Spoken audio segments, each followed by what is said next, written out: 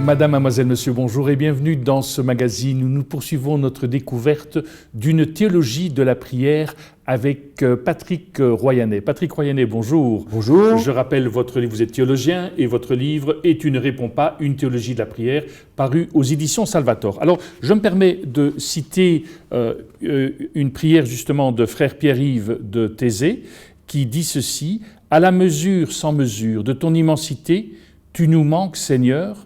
Dans le tréfonds de notre cœur, ta place reste marquée comme un grand vide, une blessure. » Qu'est-ce à dire? Dans chaque chapitre, j'ai pensé bon de mettre un texte dit de prière. C'est une autre manière d'entrer dans le livre. Et ici, vous venez de citer la prière qui clôt le chapitre 2, et donc nous fait basculer sur le troisième dont nous allons parler.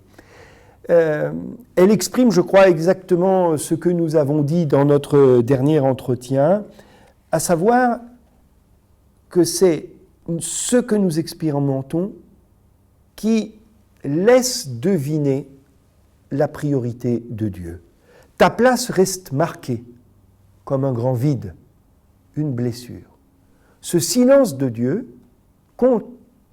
de façon contradictoire ou inattendue, ce silence de Dieu n'est pas à dépasser. Il est ce qui permet d'écouter Dieu. De certains points de vue, on pourrait dire, si Dieu parlait dans la prière, si Dieu nous répondait, on serait à côté de la plaque. Et c'est son silence qui nous fait le quêter. Alors voilà, ça c'est le chapitre 3. Son silence nous fait le quêter. La prière consiste à exciter en nous le désir de Dieu. Cette formule, je ne l'ai pas inventée, je l'ai trouvée là aussi dans un texte connu, au sens où il est à l'office des lectures, et que les uns et les autres, nous sommes censés l'avoir lu au moins une fois ou l'autre. Voilà, c'est Augustin dans la lettre à Proba. Proba est une veuve qui perd son mari et se retrouve avec ses enfants. Et puis là-dessus, Rome est saccagée et elle fuit. Je ne sais pas s'il faut la penser fuyant comme une migrante aujourd'hui de Syrie ou d'Irak ou d'Afghanistan. Elle fuit. Alors sans doute elle fuit avec un petit peu d'argent. Un petit peu beaucoup d'argent.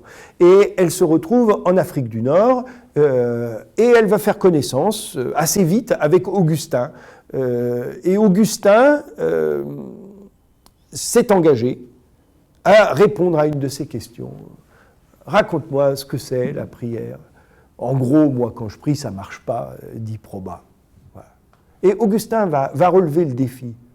Alors, on a un texte magnifique, une lettre, voilà, un texte qui fait une quinzaine de pages, tout à fait lisible, où Augustin commence par dire « Si tu veux prier, d'abord partage ».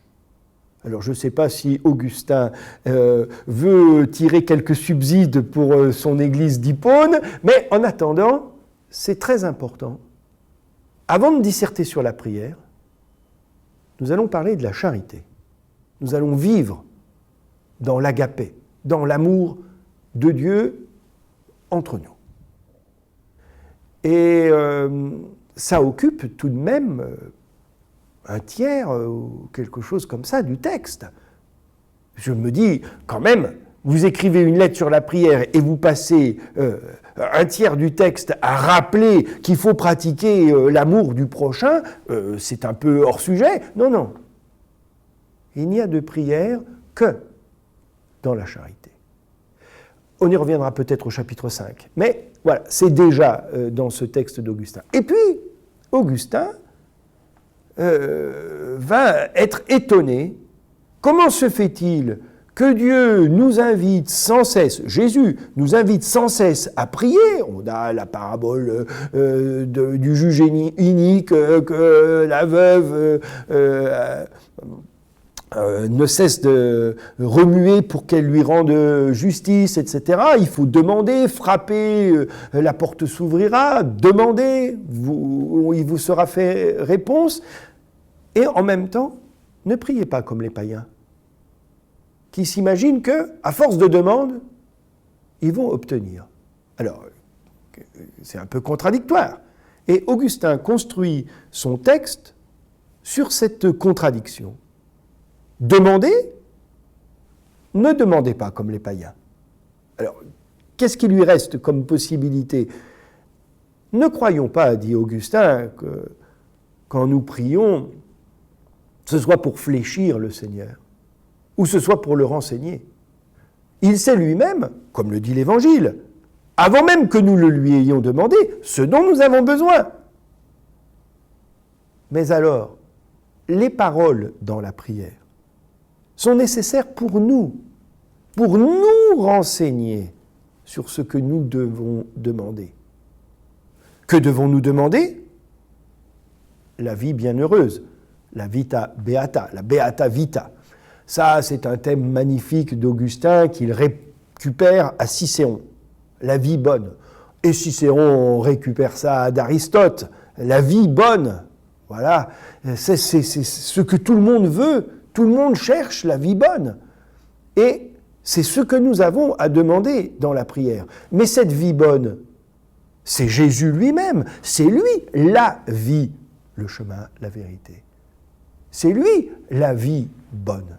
Autrement dit, les paroles dans la prière sont là pour nous rappeler ce que nous devons demander, Jésus, qui se donne.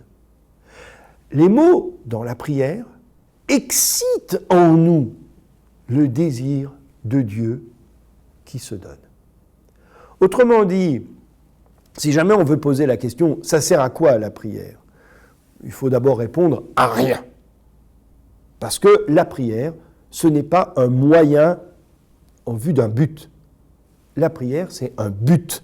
Or, le but, ça ne sert pas. C'est ce dont nous voulons profiter, ce dont nous voulons jouir. Donc, ce n'est pas un moyen. Et en ce sens, la prière, ça ne sert à rien. Et je crois qu'il faut dire, même si c'est provocateur, cette gratuité de la prière. C'est Dieu parce que c'est Dieu. On y reviendra sans doute. Mais la prière, elle fait quand même quelque chose. Elle excite en nous le désir de Dieu. Voilà ce que raconte ce chapitre 3, où interviennent aussi quelques pages de Denis Vasse, jésuite, psychanalyste, dans Le temps du désir.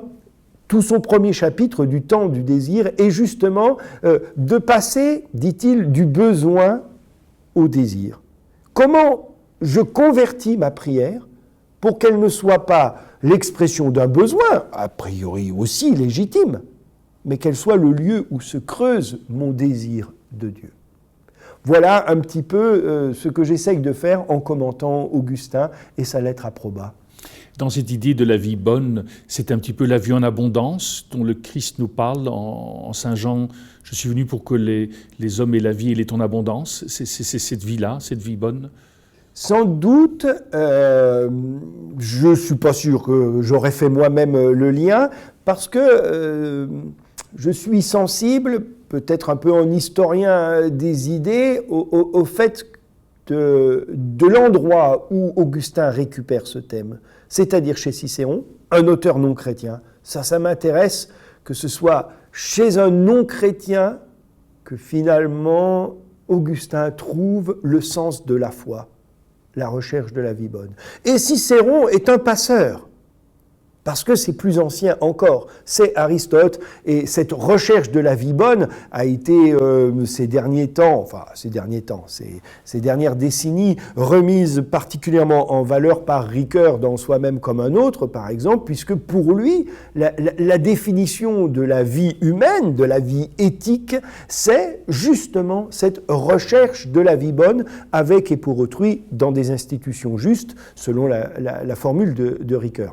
Mais alors, moi, de retrouver cette recherche de la vie bonne aujourd'hui dans la pensée d'un Ricoeur, mais chez Augustin, et tout ça comme descendance, filiation aristotélicienne, c'est ça qui m'intéresse beaucoup dans cette expression « vie bonne ». Et la deuxième chose qui m'intéresse dans cette expression « vie bonne », c'est ce qu'en dit Augustin lui-même.